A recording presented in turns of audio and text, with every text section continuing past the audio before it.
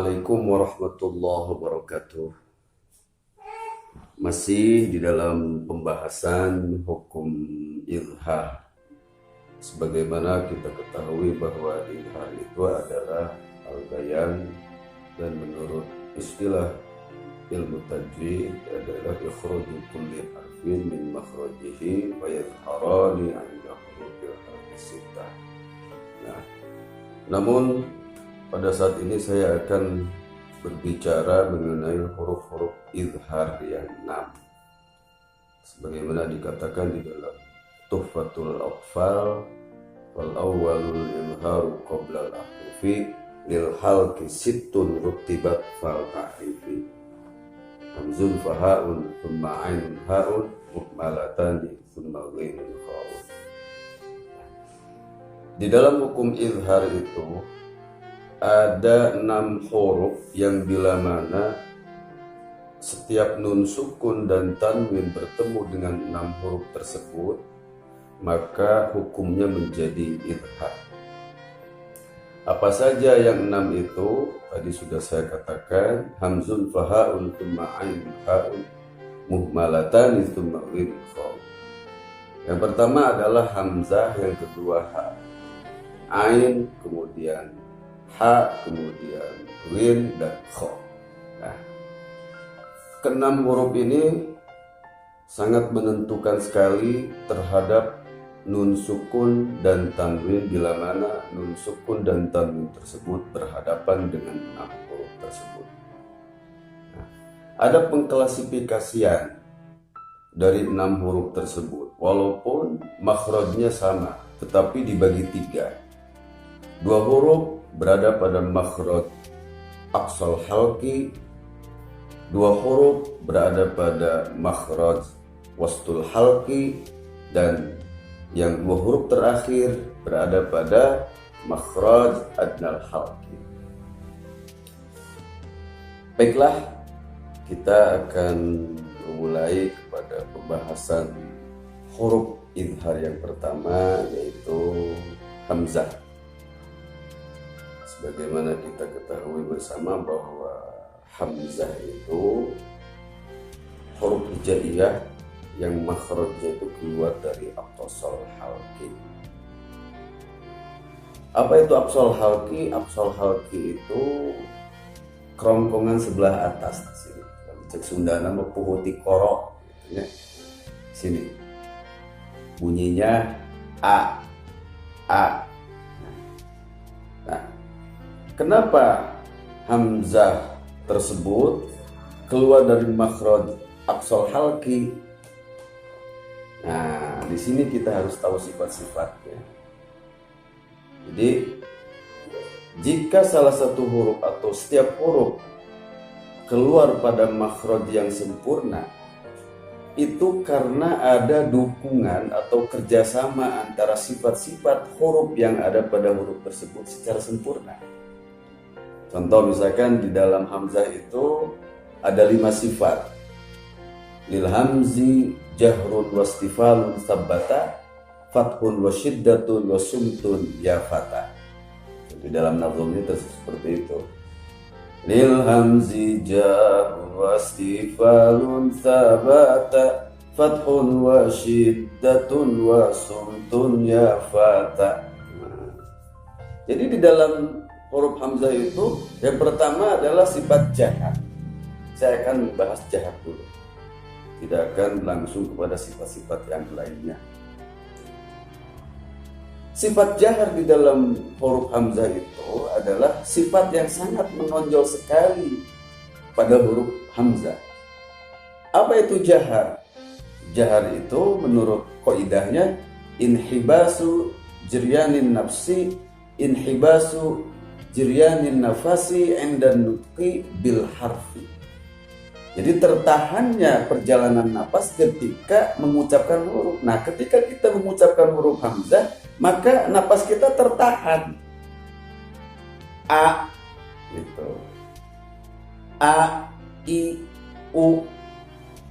A, I, U, Ba. Mohon maaf saya lakukan bukan ingin terlihat bahwa saya ini sebagai qori, maaf, bukan gitu ya. Karena kita bincang-bincang dulu mengenai apa itu qori ya. Walaupun ada banyak orang mengatakan menyebut bahwa saya ini qori, itu terserah mereka. Tetapi bagi diri saya sebetulnya belum menjadi qori yang sebenarnya. Gitu. Kalau cek Sundana masih kena ecek-ecek, masih jauh dengan predikat kekorian seorang qori yang sempurna. Dan bahkan menurut saya yang namanya qori itu, hakikat qori itu orang yang bukan hanya mampu membaca huruf saja, tetapi dia mampu membaca makna, mampu membaca setiap keadaan, mampu membaca alam sekitar, mampu membaca sifat-sifat Allah, dan bahkan sudah menjelma sebagai sifat Allah di bumi. Gitu. Sudah menjadi Al-Quran. Seorang qori hakiki itu sudah menjadi Al-Quran. Quran berjalan, Quran hidup. Langkahnya langkah Al-Quran. Telunjuknya telunjuk Al-Quran. Gitu. Bahkan senyumnya pun senyum Al-Quran. Setiap gerak dan langkahnya itu perintahnya perintah Al-Quran. Isyaratnya isyarat Al-Quran. Ini sudah menjadi Quran berjalan. Nah, orang-orang seperti itu ya, kalau menurut saya orang-orang yang makom-makomnya itu sudah dekat dengan Allah, seperti mursyid di dalam thariqah. Nah, saya punya guru mursyid saya yang bernama Pengarsa Abah Awas, Syekh Muhammad Abdul Qauf. Beliau itu bukan hanya memahami 12 fan ilmu. Kalau 12 fan ilmu bagi mursyid itu belum ada apa-apanya. Karena di dalam saya pernah baca, Tuan Syekh Abdul Qadir Jailani pernah mengatakan seperti ini, la yanbaghi li muridin ay yatasadda wa yatasaddara li irsyadin nas illa an a'tahu Allah. Yang pertama, ilmal ulama, hikmatal hukama, siyasatal muluk. Ini syarat mursyid itu 3.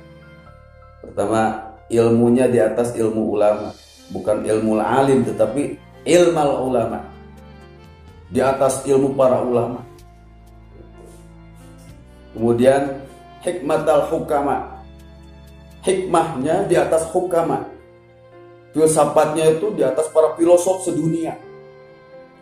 Bahkan siyasatal muluk, politiknya, siasahnya di atas politik para raja dan presiden. Itu syarat mursyid. Mursyid itu memahami, menguasai 4 mazhab. Ya, guru saya seperti itu, Pengarsa Abah Awas. Gitu. Dan menurut saya beliau adalah qori yang hakiki. Karena sudah mampu, bukan hanya mampu membaca huruf, tetapi bisa melihat makna, membaca makna. Kalau kita kan ingin tahu makna itu kan harus membaca huruf-huruf yang lain. Seorang mursyid itu karena mukasyafah, karena ma'rifat, dekat dengan Allah, hasil dari mujahadahnya, maka diberi kelebihan oleh Allah Subhanahu wa ta'ala, bukan hanya mampu membaca huruf, tetapi mampu membaca makna, mampu membaca setiap keadaan, mampu membaca sifat-sifat Allah. Sudah bertajalli dengan Allah, bertajalli dengan sifat basornya Allah, sehingga mursyid itu diberi wewenang oleh Allah, diberi kelebihan anugerah oleh Allah, bisa mengawasi muridnya dimanapun berada, karena bertajalli dengan basornya Allah. Seorang mursyid itu bisa mendengar rintihan hati muridnya dimanapun berada. Kenapa? Karena bertajalli dengan samanya Allah. Seorang mursyid itu sudah bertajalli dengan kalamnya Allah. Itu qori hakiki. Ya, kita sudah bertajalli. Enggak? Bertajalli belum? Kita di qori ini misalkan, apakah kita sudah bertajalli dengan kalamnya Allah?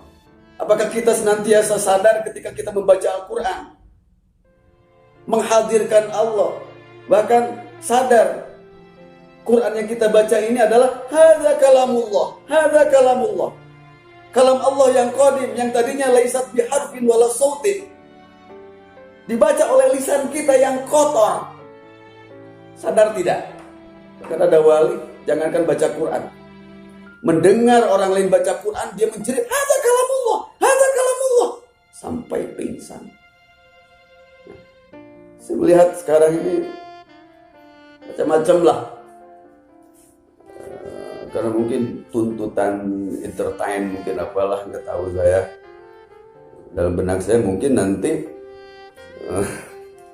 bisa jadi tahun 2000 berapa gitu, orang baca Quran pakai anting, orang baca Quran mungkin pakai tato.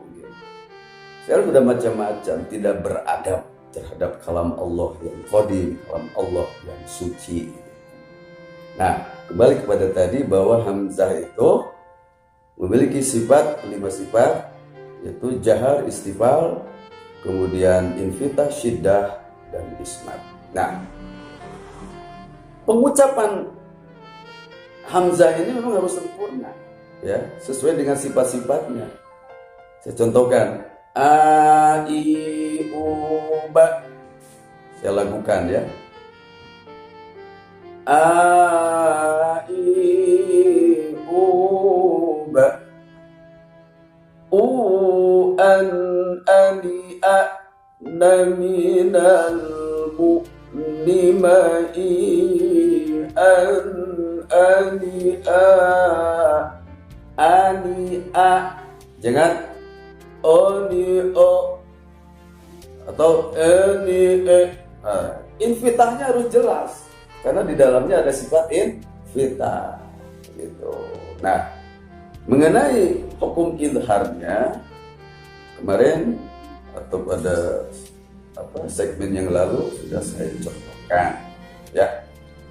Nah, sekarang kita sudah sama-sama tahu bahwa di dalam hamzah ini bukan hanya terhukumi izhar saja ketika bertemu dengan nun sukun dan tanwin, tetapi hamzah ini keluar dari makhraj aqsal halqi. Kenapa keluar dari aqsal halqi? Karena ditunjang oleh sifat-sifat huruf hamzah yang 5. Atas kerjasama sifat yang 5 ini sehingga menghasilkan makhraj yang sempurna, sehingga hamzah keluar dari makhraj aqsal halqi.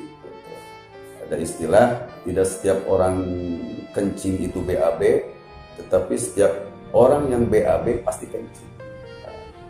Setiap sifatul hurufnya sempurna, maka makhrajnya akan sempurna. Belum tentu makhrajnya sempurna kalau sifatul hurufnya tidak sempurna. Oke. Assalamualaikum warahmatullahi wabarakatuh.